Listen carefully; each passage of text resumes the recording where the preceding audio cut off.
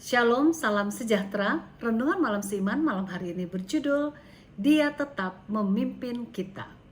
Jadi hukum Taurat adalah kudus dan perintah itu juga adalah kudus, benar dan baik. Roma 7 ayat 12. Setiap orang Kristen mempunyai pergumulan masing-masing. Mengapa? Sebab paling sedikit ada dua alasannya. Pertama sebagai anak Allah dan yang kedua adalah sebab adanya firman Allah. Bila kita diserang, sering kita mempertanyakan validitas dari perintah Allah.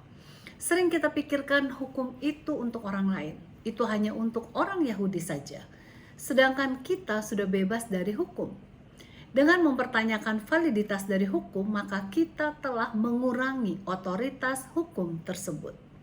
Rasul Paulus dengan tegas menekankan di ayat inti di atas bahwa hukum Taurat adalah kudus dan perintah itu juga adalah kudus, benar dan baik.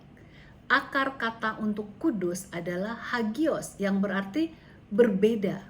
Perintah Tuhan itu kudus sebab berasal dari dunia yang berbeda, ruang lingkup yang berbeda dan perspektif yang berbeda. Kita hidup dalam dunia yang menghendaki kebebasan dan orang sama sekali tidak menyukai akan adanya hukum. Padahal hukum diberikan untuk keamanan kita. Bayangkan saja kalau semua orang menurut 10 hukum Allah.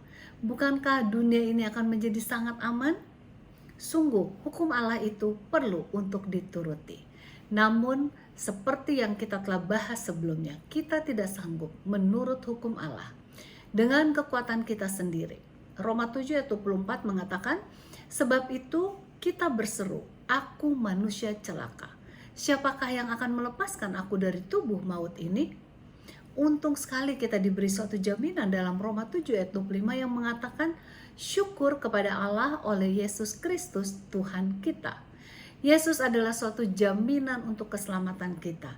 Ia masih tetap memimpin kita sekarang ini agar kita tetap memperoleh keselamatan. Ia yang memberikan hukum dan perintah Allah akan juga memberikan kekuatan kepada kita untuk menurut.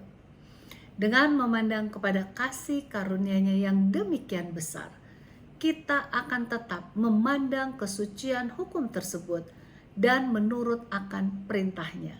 Tetapi bukan sebagai suatu beban, melainkan sebagai suatu sukacita karena kasih-Nya yang begitu besar untuk kita. Ingat, kita adalah anak Allah.